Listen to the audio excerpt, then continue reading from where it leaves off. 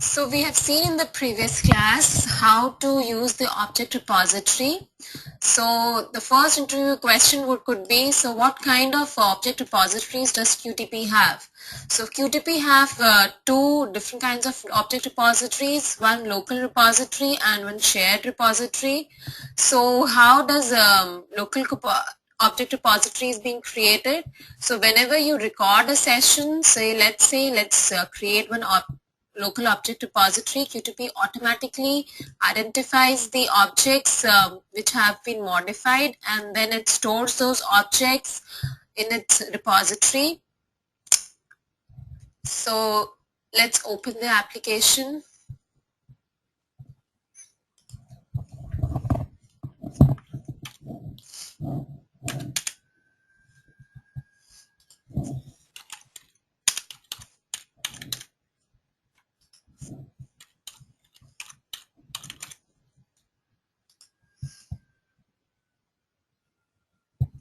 Right?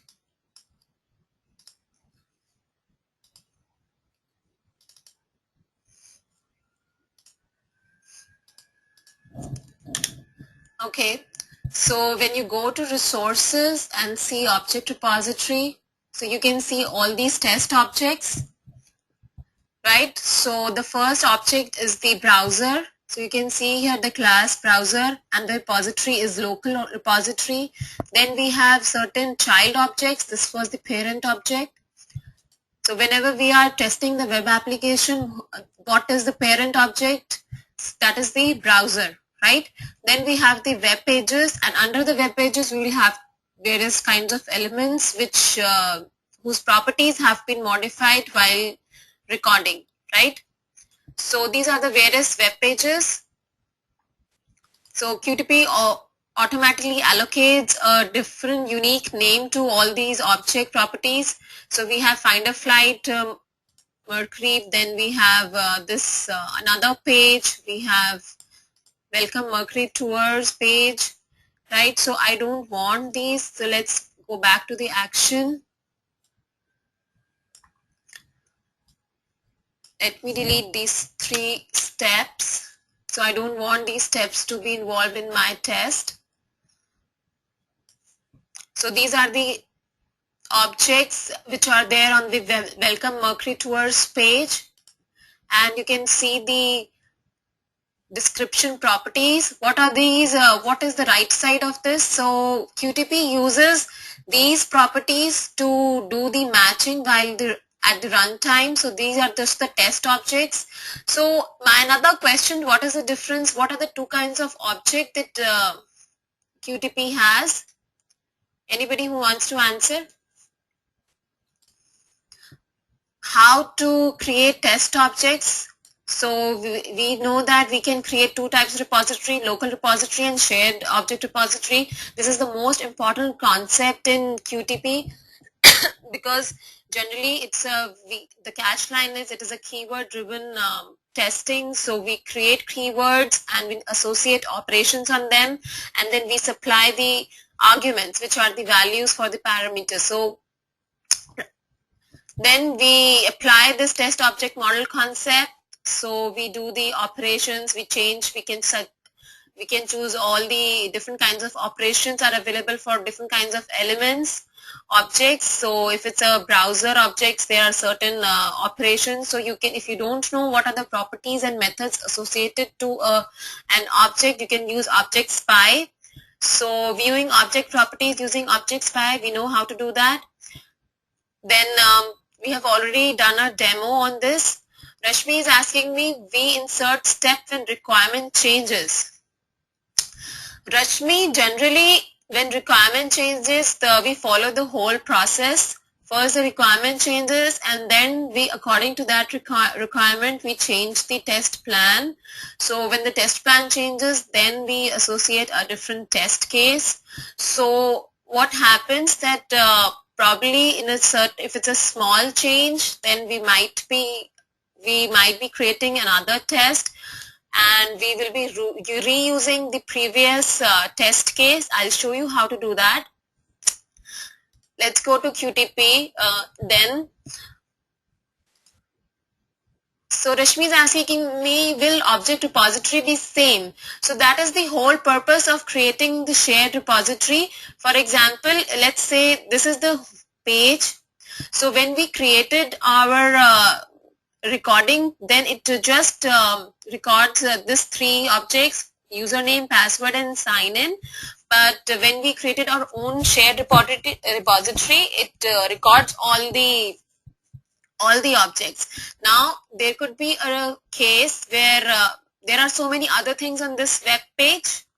So in the current test case, I use just these three objects, but maybe in a different test case, I will be using these links, or maybe this table, or maybe this text. So I don't have to create another repository for that. I can always reuse the shared object repository and pick objects from them. So if I only use the local object repository, it is kind of a replication, or you can say wastage of the space. So it's always a better idea to use the shared object repository, right? So shared object repository can be used if you want to create another test case or a test scenario which uses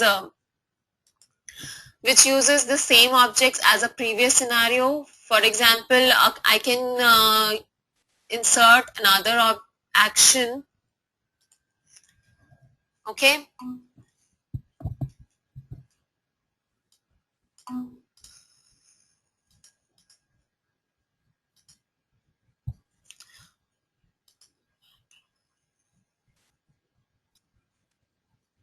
Suppose in action 1, I am logging in.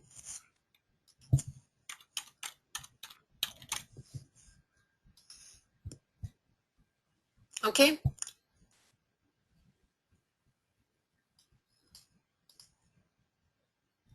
And then I close the browser. Recording hasn't started. Okay.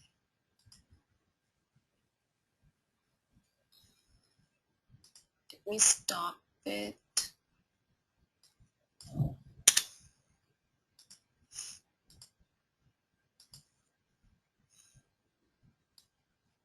If there are more than one browser, QTP gets confused, so that is why it was not recording on the topmost browser.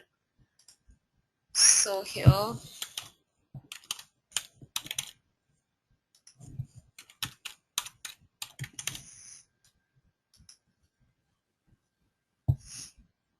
okay, so this is our first test.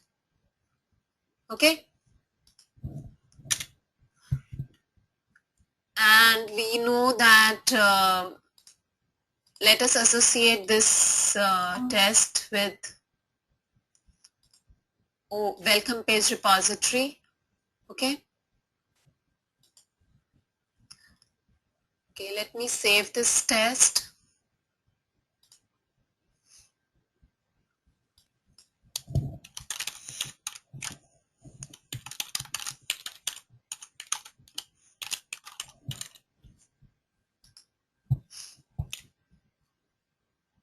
Okay, so now let us make another test.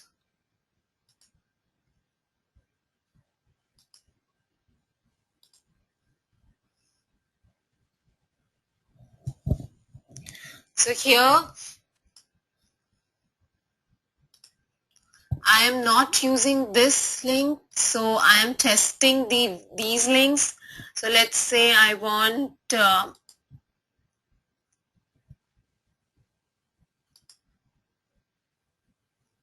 to test this section, although this section is under construction. So I want to test this section. So I press on hotels, and this page comes, and then I close the browser, and then I stop the test. Okay, so for the same you can see there is object repository. It just records the various objects which have changed. So there would be some link object and one hotels object. So I can do one thing. I can associate the same page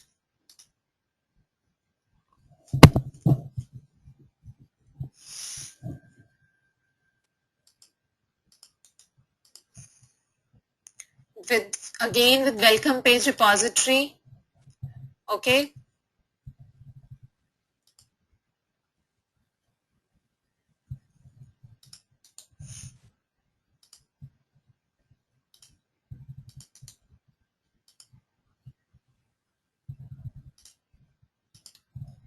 And in tools, options, run, actually I can choose the repository here. So basically I can set as default repository. So by default I don't want to use local repository. I want to use this repository, so I can use this, and I can prioritize the repositories as well. Okay, so you can associate any repository here, and then you can see what kind of repository you need. So I can, here I am using just this repository, so there is no duplication. The same repository is being used on all my test cases. Do you get me, Rashmi?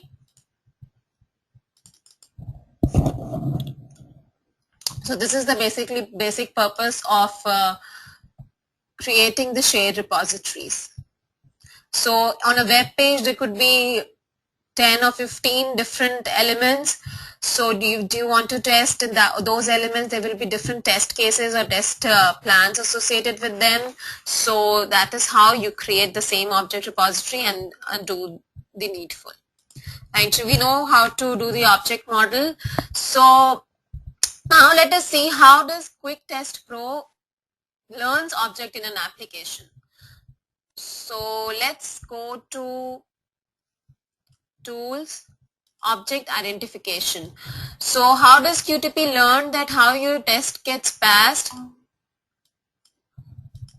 So if your all the properties of the test object is compared with the properties of your run object, and if they are same, it identifies the object and your test is passed. So if I run this,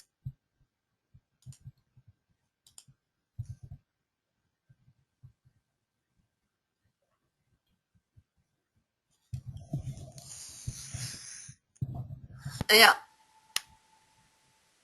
can you hear me now?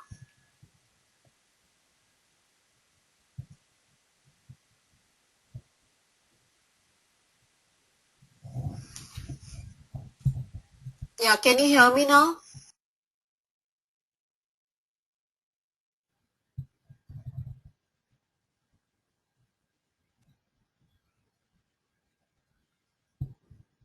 Can you hear me now? So here you see that our test case has been passed with some warning, but it has passed because the connection was missing. So that is why it couldn't navigate.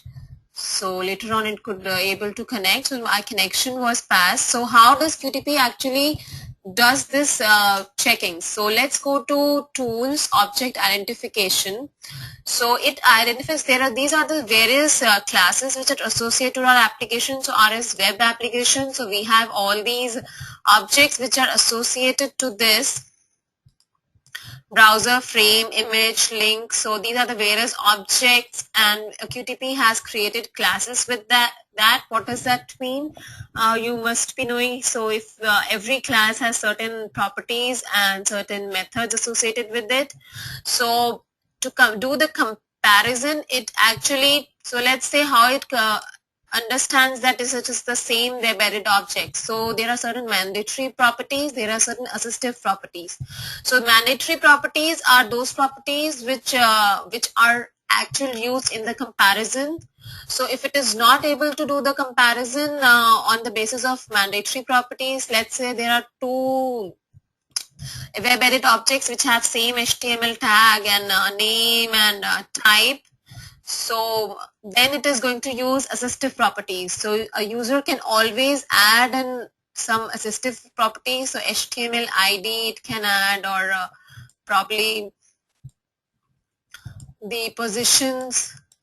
Okay, so in case it is not able to do the checking or do the comparison on the basis of this, it is going to use assistive properties, right? So here what are we doing? So it is using some assistive properties. So let's see what is the smart identification. So I have created one simple web object and I'll show you what is smart identification.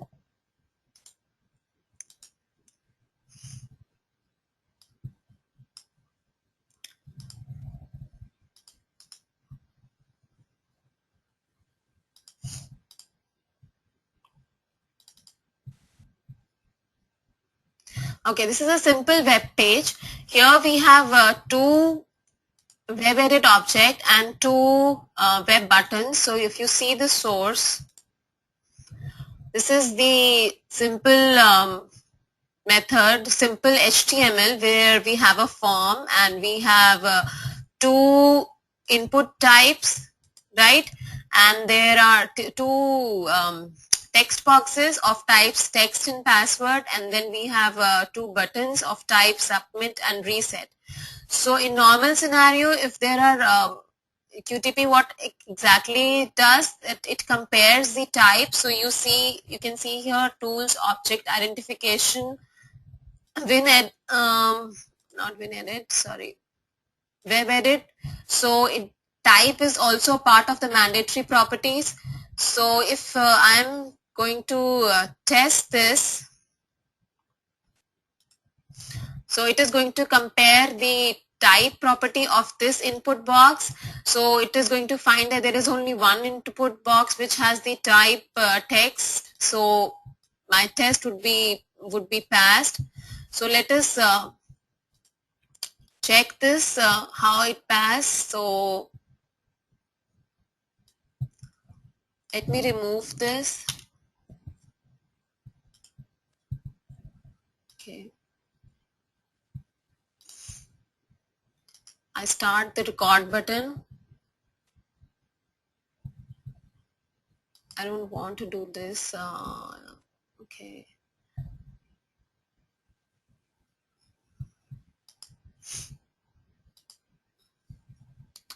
So I want to actually record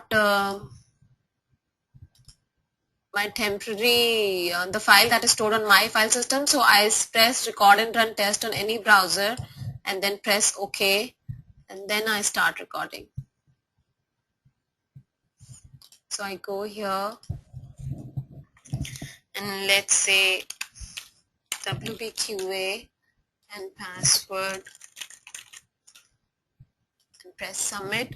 So this is a HTML. So this is the second page which has been navigated. So let's stop the test. Okay, so how QTP is working. So let's run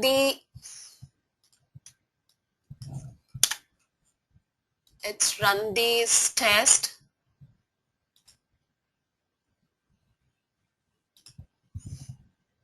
Okay, so did I mention anywhere that it has to put, did I mention anywhere where I have to put WBQA, where I have to put password? I didn't mention it. How did identify that these are the text boxes where you have to do? So what it does, it just compares all the properties of the test objects. It compares the properties of the test objects. So test object was here. This was my test object. So it compares this type text and with the runtime object. So you can see. So this is compared. This is the runtime object. So this is compared with the test object, and it finds out that the input type is test, and that is why it assumes that this is the same object, right? So let us see what happens with generally in real scenario. Let's say the developer changes certain properties of the original code. For example, Now it changes this, say type is equal to submit, and it changes the value as here as let's say login or something. So my original web application changes, okay, and I ran the test again.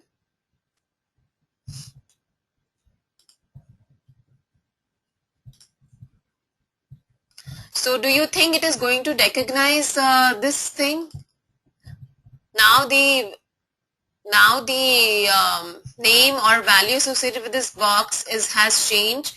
So what does QTP actually do for object identification of a win button? So it uses mandatory properties are native class and text.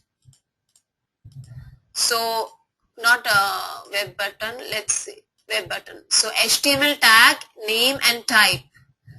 So the type of this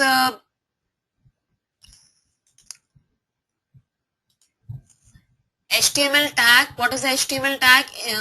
Input tag, type is submit, and name and value are interchangeable. So if a name is not there, so it will use a value as name. So now the name has changed. So do you think it is going to pass the test? Do you think it is going to pass the test? So will my test pass or will my test fail, since my runtime object has changed? And in my local repository, that was in my object repository, it was something else. So the name was something else. Name was submit. Lakshmi says, first she says, I don't think so, and now Lakshmi says it will fail. Rashmi says it will fail. Okay.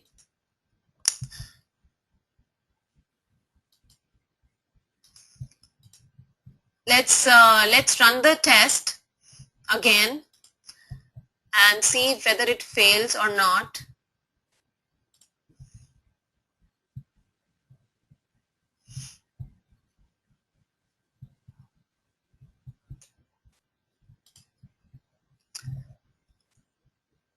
So it is taking a lot of time here. So let us wait what QTP decides.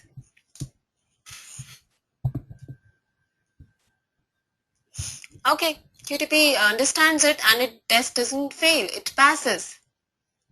So can you tell me why the test passes? Rashmi is saying that like we do in other tools, Rashmi is saying amazing. So here the basic object identification was not used. It didn't use mandatory parameters.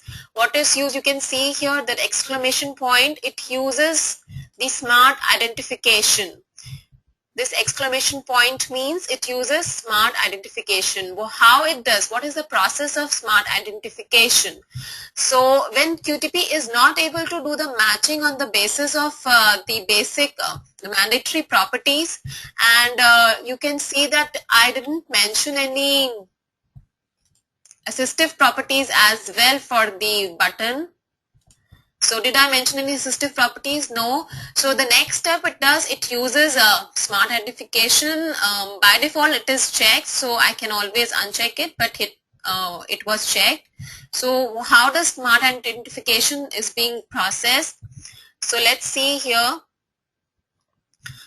Initially when it tries to match, it says the object was not found using the test object description. Check the object properties. So we know that object properties did change. So in smart identification, it forgets about the local repository, how it processes the web page. It starts from the parent object. So my parent object was, what is my parent object? Tell me, what is the parent object of this application? What is the parent object of this application? Browser, yes. So the parent object which checks the browser, and then the child object is the web page, and on the web page there are different kinds of other objects. So these are two are text object, and we have a web edit object, and we have two web button object, right? So it forgets about the local repository, so it just deals with these objects. So it says that there are two buttons. So type, it first says, so when it compares the type, so these two are discarded. So because the type has to be submit or reset type, it has to be. Then how it does, it says submit, the name was skit, because in my current run application the name was login, so this property was not used, right? Then what was used? The next, it used the type property. So there is, you can see here in my application, there is one object only with the type is equal to submit, right? So it assumes that this is the same submit as the previous one. So it associates this in submit button with the original submit button, right? Got this or not? So you can see here it used this type is equal to submit, and all other properties are ignored. HTML ID, value, class, visible, all these are ignored. So it uses this one. Got it? Is this point clear, how it uses smart identification to identify the objects? Right? Any doubts? Now you can see that here it took a lot of time for doing the identification. It was kind of delayed at this step, remember? So smart identification is generally, it should be avoided because it uses lots of resources and it is time consuming as well. So can you suggest how in this scenario we can avoid smart identification? I've already discussed this thing maybe a few minutes back. So how can I avoid smart identification in this scenario? Anybody? How could have I avoided smart identification? Any idea?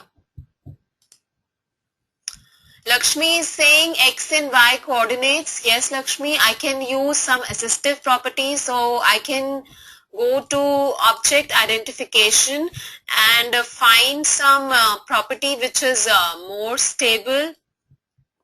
Okay. So for web button, we have these. So I can add some or I can, in mandatory only, not the assistive. Let's change the mandatory properties itself. So instead of let's say name, I want to use HTML ID. Okay, and I press OK. So let me run the test again.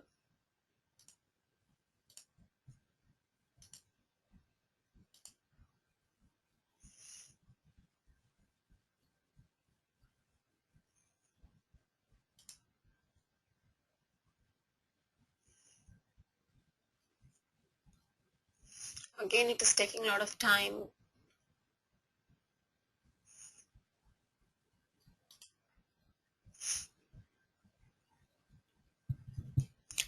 Okay,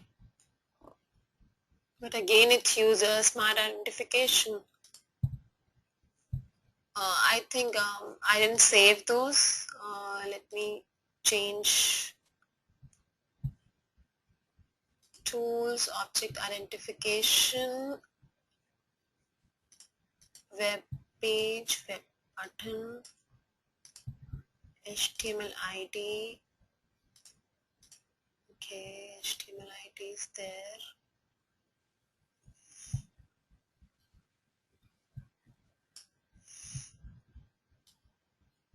It's not able to identify using HTML ID. Let's try some other.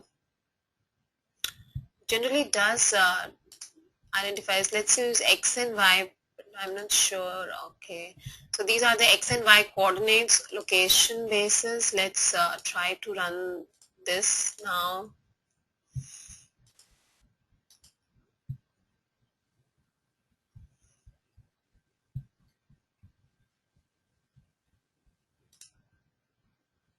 I think again it is using that.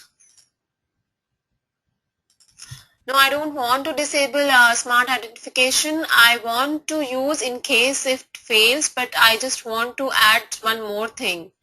I want to add some stable. It's again using smart identification. Let me see what property it is being using, so I can again it was type. It has been using type. Okay, so let us change the type.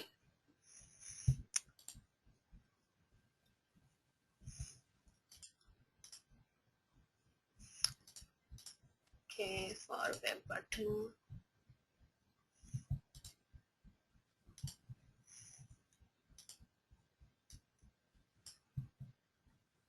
Name I don't want.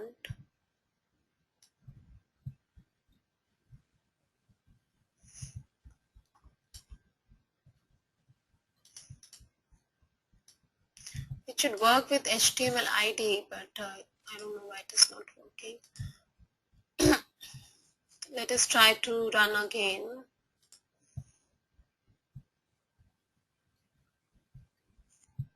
Again, it is using smart identification.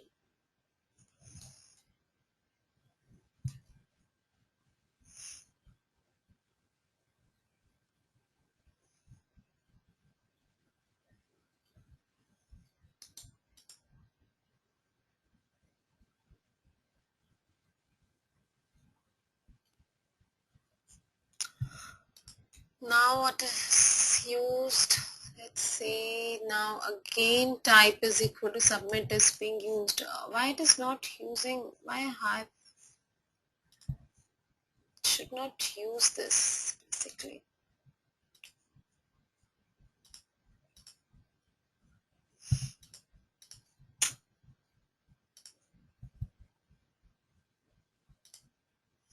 It should use these properties only. Why it is using? Let me see. Let me find out.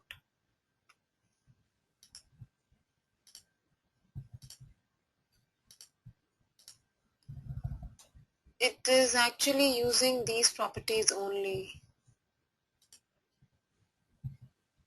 Add properties. I don't want to add. I don't want to use the name. So let me delete this and we add here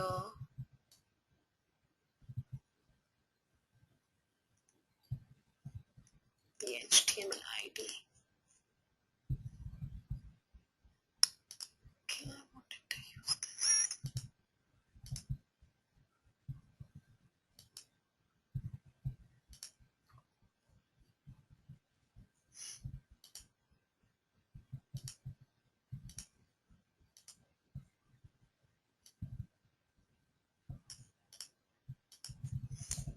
Okay, now it should work.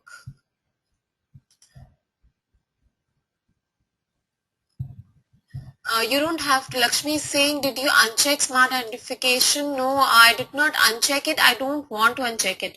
So purpose is it should automatically look for those properties and do the purpose is, so sometimes there are certain elements, web elements on the web page whose property keeps on changing. So with experience, you know that you should be able to know what properties are stable for a particular object, and those properties only you should make mandatory comparison on those properties only. So that's the whole purpose. Are you getting me? It should not, even if it's enabled, it should not use it.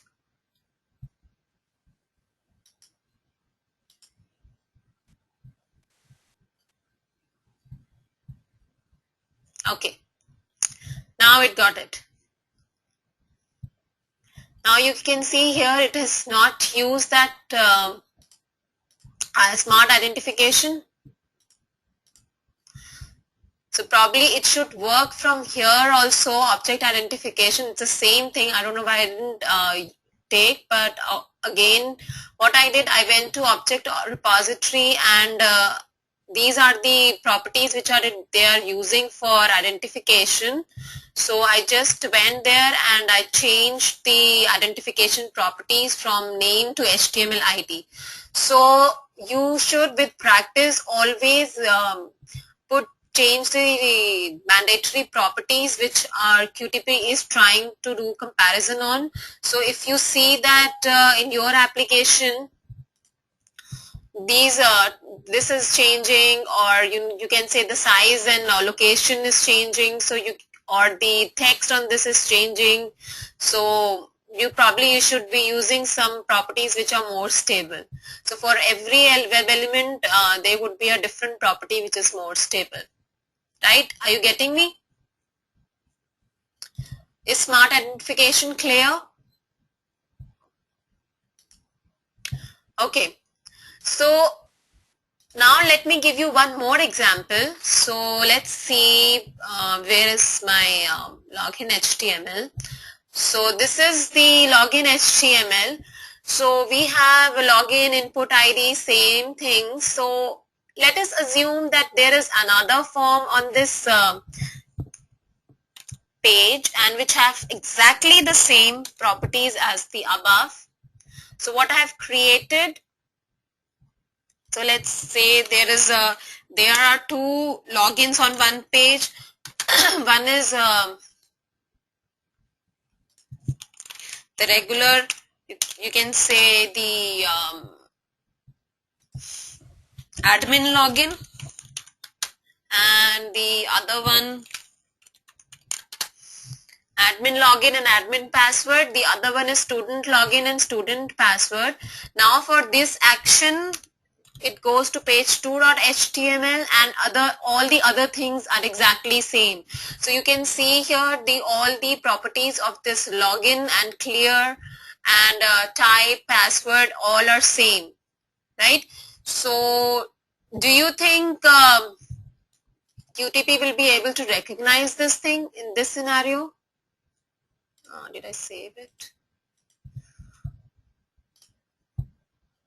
Let me refresh. So we have four text boxes, and there are four buttons, so which have this exactly the same properties. So do you think now QTP will be able to recognize?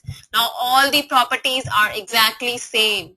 So how will this thing work? Is this thing going to work? How? Shilpa says yes. Lakshmi also says yes. So how QTP, do you think, how is it going to do the comparison? Now HTML IDs, again everything is same. How is it going to do the comparison?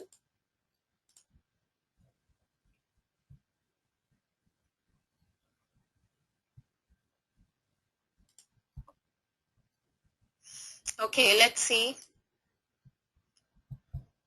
So we have to actually create another action, because now my web page has changed.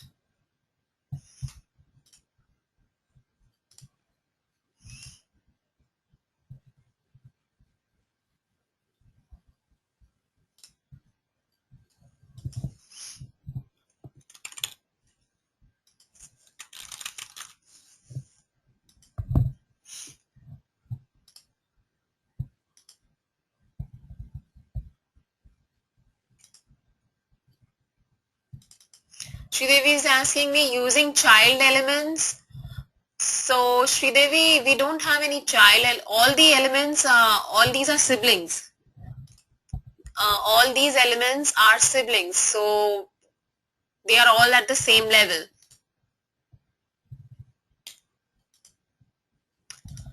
Okay, so let us run the test.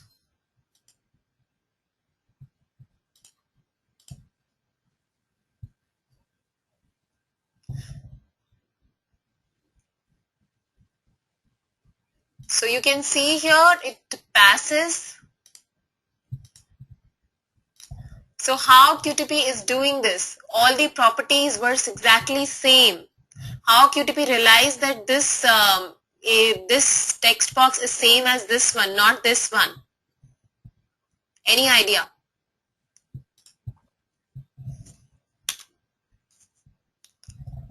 If you go to object repository and see what, so you can see here for this text box, we have type HTML tag, HTML ID. Here also type name HTML tag, type name HTML tag. So you can see these properties are exactly same.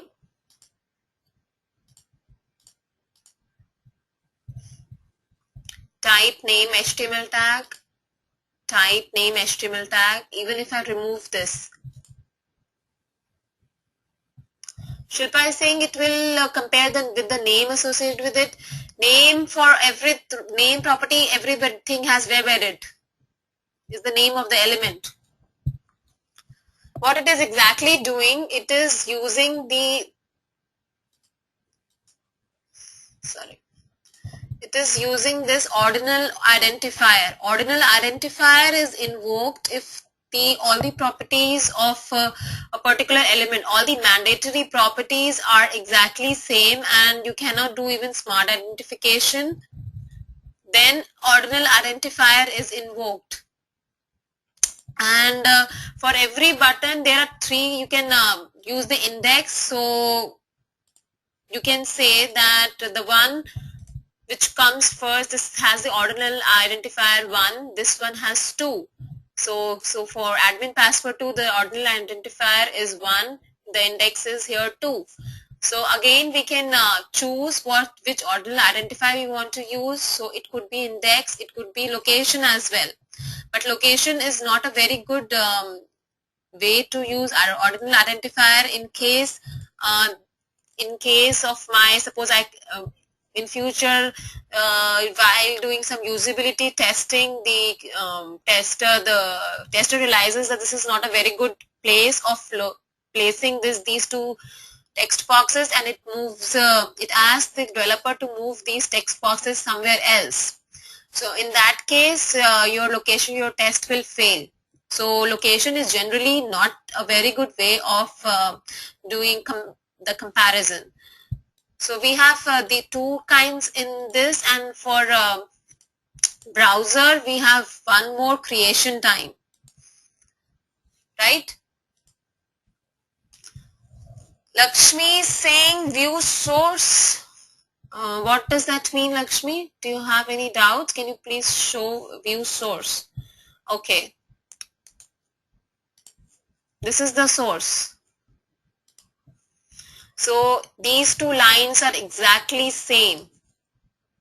In the last, where smart identification was invoked,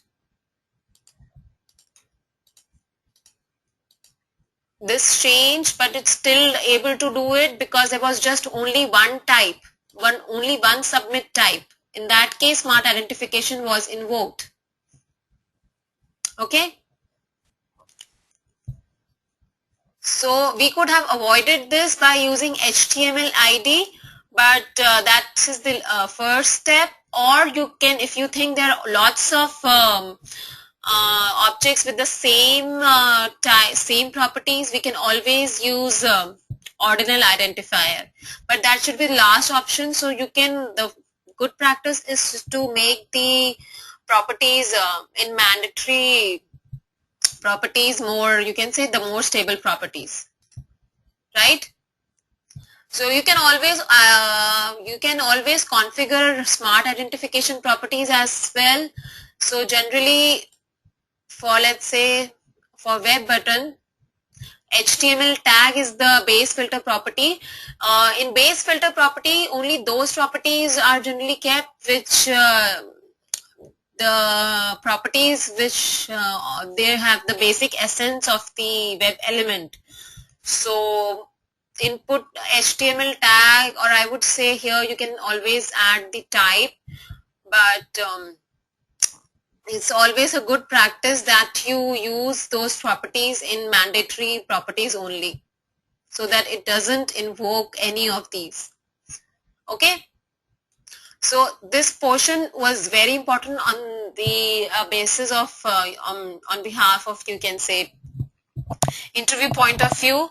They can always ask you what is the how the object is being identified in QTP, and what is the procedure that is followed. So you can say first the mandatory properties are compared, then if they are not there, if there should be some assistive properties. If that is also not there, then it goes for smart identification, and then if even that doesn't work, so if there are similar types of objects on the page, it uses ordinal identifier. So that's the process. Okay, are we clear on this? Okay, so this is just a description of what we have discussed. Mandatory properties for each test object class. Quick test has a list of mandatory properties, then assistive properties, ordinal identifier, and smart identification. Ordinal identifier generally comes after this, so after it fails to do this, then it goes for smart identification. So this is a very important question. How does QTP identifies objects during the test run? Okay. So we have two different types of object, test object and runtime object. Then we know what is an object spy. Can we see, Lakshmi is asking, can we see index and ordinal identifier? Yes, Lakshmi, let me go to show you object repository.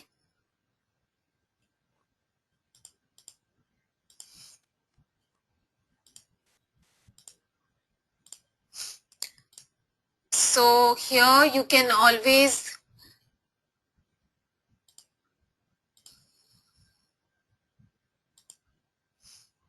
if the ordinal identifier will be used, then it will change this type and value to 0 or 1 or something like that, right? Now it hasn't associated, so we can always see this. So type and value 0, 1, these kind of things will be associated. Okay. So coming back to the PDF.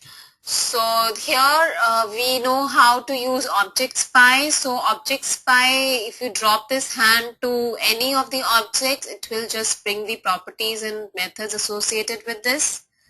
It becomes very handy when we are doing the VBC programming.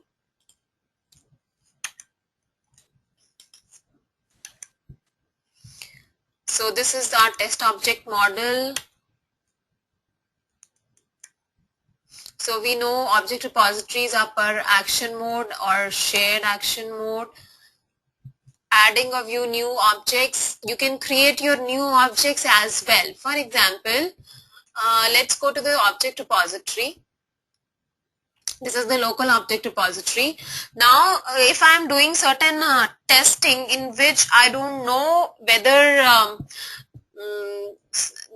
a test-driven testing, for example, your test cases, your application is still not completed, and you have just the requirements document. So on the basis of that document, you are creating your test. So now you don't know exactly exactly what will be, you can do the recording and then changing the properties or creating the test.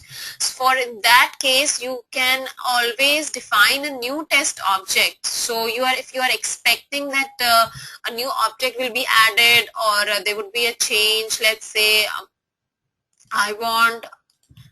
I'm expecting that this web edit button would be added in future, so I can create my new web edit object and I can start doing the test over there. I can write my test. So if I want I don't want, let's say I want a link.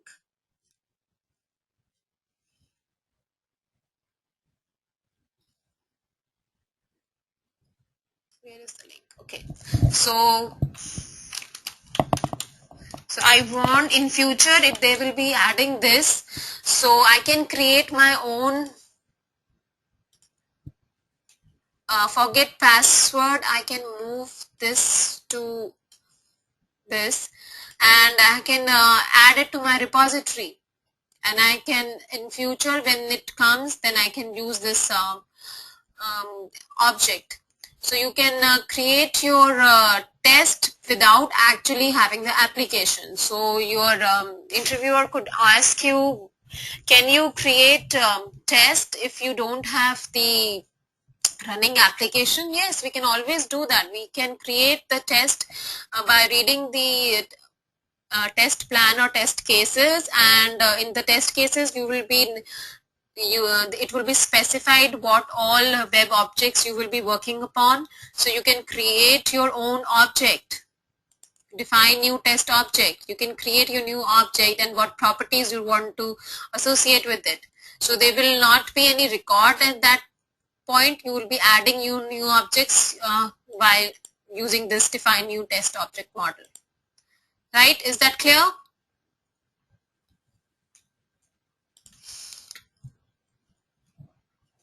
So here object, we know how to add new objects, object spy we know how to save the object properties. You can always modify the logical names also. For example, go to object repository.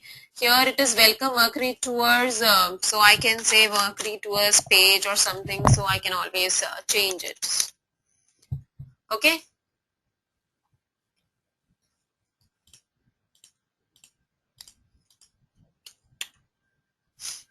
Okay, so we can always modify the properties of the temporary version of the object during the test run without affecting the permanent values in the object repository. What does this mean? This means that, so whenever QTP is doing the comparison, so we know that there are certain properties of the test object and there are certain properties of the runtime object. So we can always see whether how QTP does. It actually makes a copy of the test object and then do the comparison, right? So we can always set that property. For example,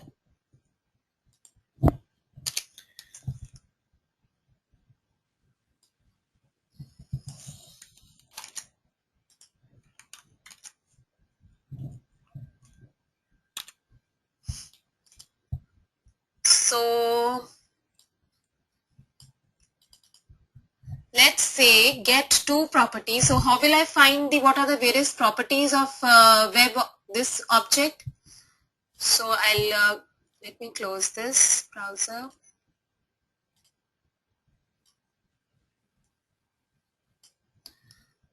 Let me use object spy.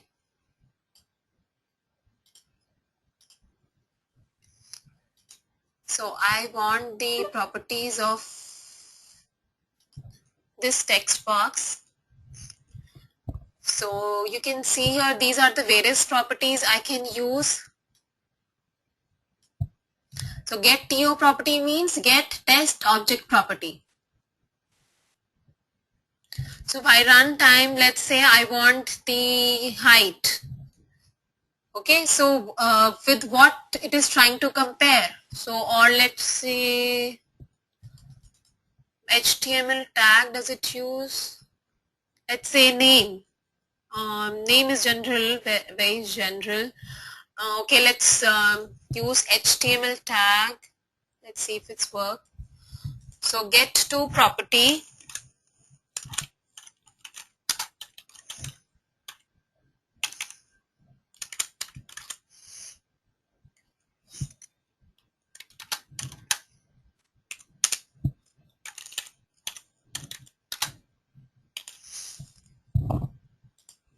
Okay.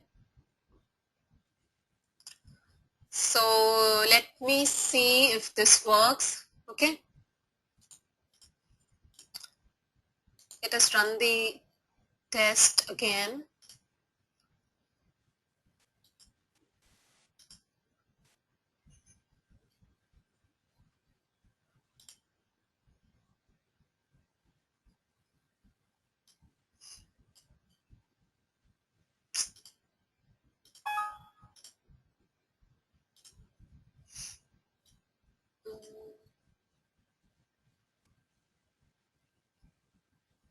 Why is it not running? Wait. Okay, so what was the error? Cannot identify web edit 3. Okay. Let me record the test again and then we'll do the modifications.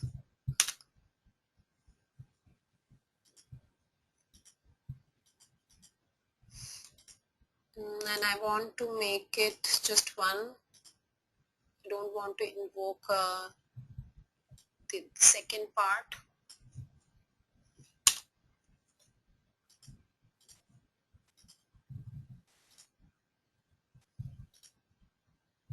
Okay.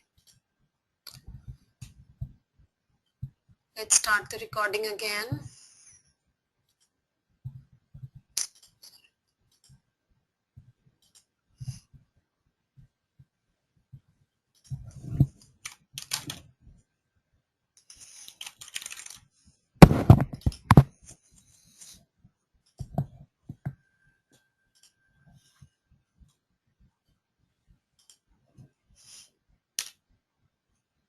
Okay. Now, before this, I want to add one more step. So I'm using the same button here, same object here. I want some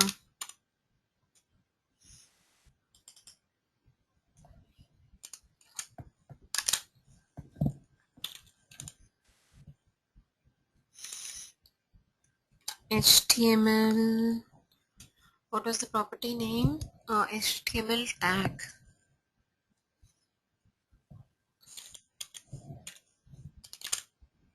So is it using, first check, let us see it is used, does it have this property? So what I'm trying to do,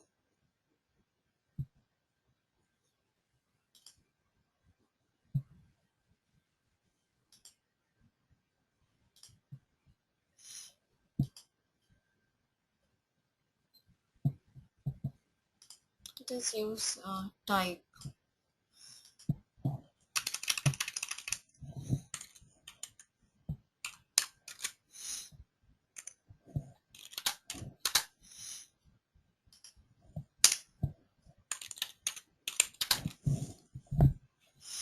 Okay, so let us run the test.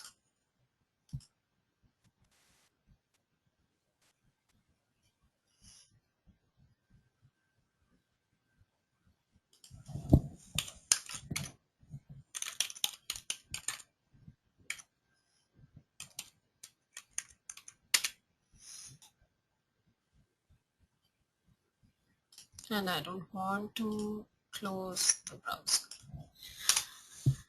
Okay.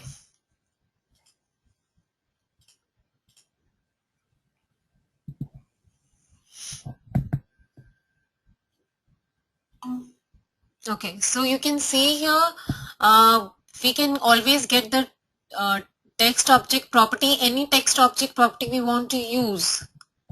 So that is actually we can use in our script. So if you want some message box, or you want to store it somewhere, or you want to store it some into the, you can associate a parameter with this. So we'll be talking about parameters later in the tutorial, but so you can just think of that we can always get this type TO property. And similarly, I can always set test object property as well. So for example, let's say in object repository,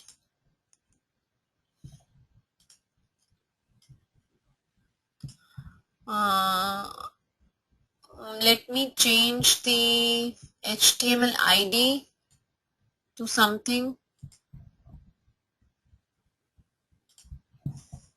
So I can use set TO property also.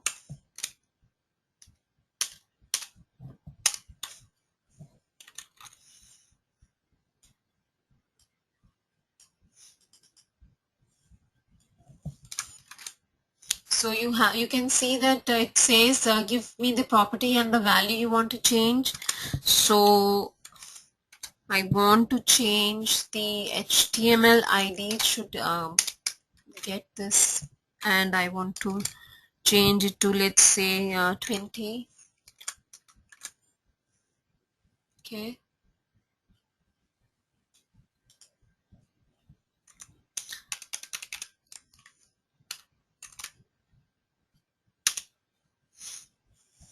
Now let us run the application again.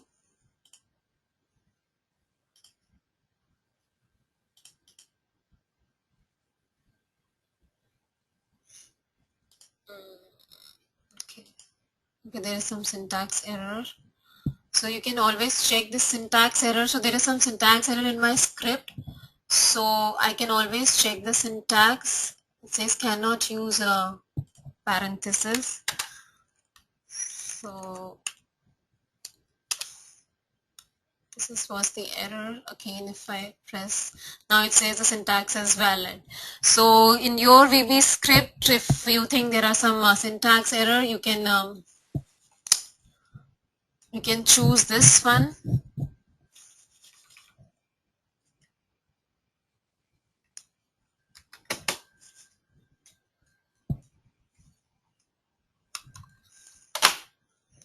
Okay, so you can always choose this this button, right? And check the syntax. So let us run it again.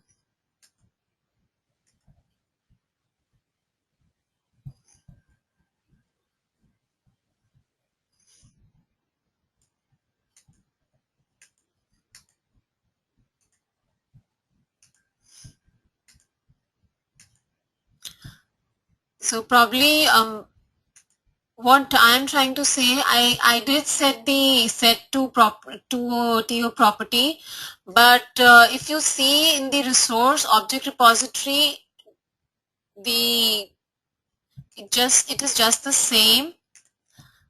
Why this is not changed? Because all the modifications which are being done on the test object, that is in the memory, it doesn't change the original test object properties. So whatever, how it does the comparison, it creates the copy of a test object and then do the comparison, and then when the test run ends, it erases those test object property. So the set TO property and get TO property are basically working upon that memory copy of the test object, not on the real test object, because this object repository and all these things are basically in your file system. So this doesn't originally changes. So this only works for the copy of the test object. Am I making myself clear here? Any doubts? Similarly, like set TO property, there is a get RO property.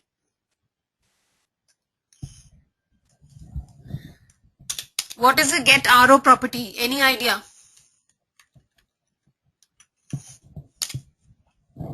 What is a get RO property? So RO property, as you can understand easily that RO means runtime object property. So I can always yes, RO property means runtime object properties. So I can always find the property which is being used by the application at the runtime. Suppose again I want to find out which property is there. So let's say I want to use, let me see what are the various properties here.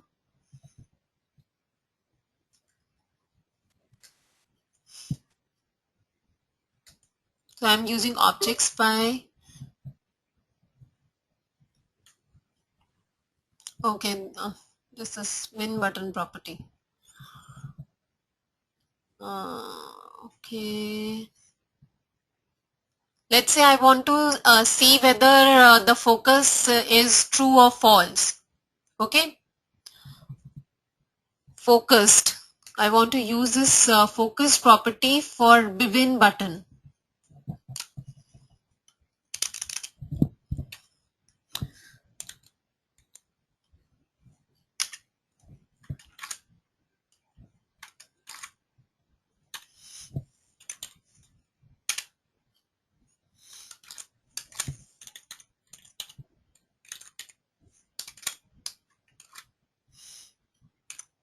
So I can save it in a variable.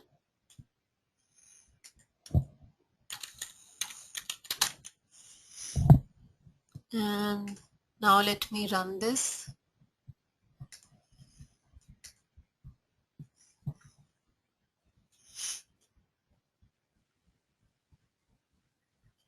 Okay, now my system hangs.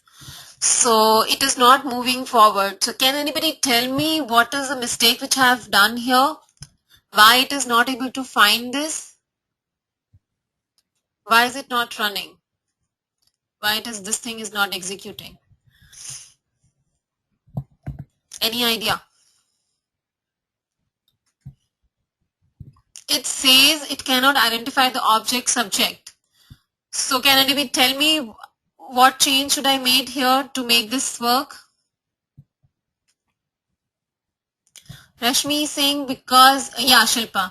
Shilpa is saying because it already navigates to the next page. Yes, so on the next page there is no web button, so that is why it is not able to find out this web object. So I can always copy paste it, and I want to move it here. Okay. So let us run it again.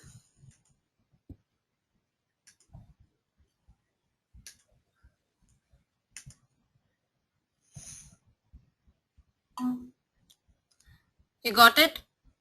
So what does this mean? 0 is basically false. So at runtime, what was the value of this property? It is able to figure it out. But because this is not focused, that is why it showed me false. Okay. So similarly, we can use all different kinds of property depending upon our test case, depending upon our requirement. Okay, so are we clear on this? And what is get to properties? Get to properties means it gives basically, here you mentioned just one property and it gives the value. Get to properties gives all the test object properties in a collection. So you can always use this something like that. For example, for the same case, I would use set A is equal to browser, and this won't work here because it's a collection. Collection means a group of values, so I won't be able to use the message box here. And here I can just type dot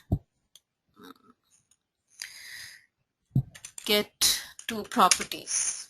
Okay, so it will give me all the properties, text of properties in a collection. If I want to navigate through all the properties, then I have to again write an for next loop. So this we won't be doing right now. So we will be doing this for next loops in the VB script section. So just assume that this is a collection of different properties, and we can easily see the values and the property name here using a loop. Okay.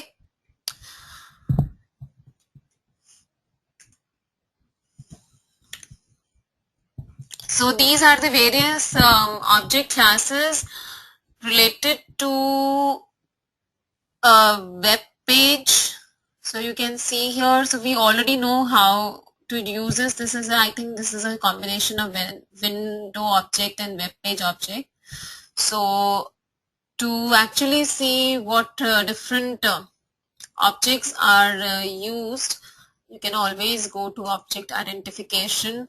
So these are the various object classes in standard Windows application, but you should concentrate more on classes which are used on web pages. So we have browser, frame, image, link, page, view link, web area, web button, web edit, web element, file or list or table, radio group. These are the various classes, and you can always use object spy to find out what are the various properties and methods associated with all these objects. Okay. So we know how to create our objects manually. So what is the need? So if you are doing some test-driven testing, test-driven development, if you're working there and you need to create test, and if you think it doesn't exist right now, so you can do it later on, test later on, but you can always create test using objects which do not exist right now. Object resource repository manager, you know how to create new object repository, edit object repository, manage, performing merge operations. So let us see how to actually work on how to manage your object repositories. So let's go to object repository manager. Suppose we have two object repositories and you don't want to actually, you want to see what is the difference between these two. So I click on Object Repository Manager. For first repository, let us see, we have two book flight repositories. So let me see what are the differences between these two. So first file and second file.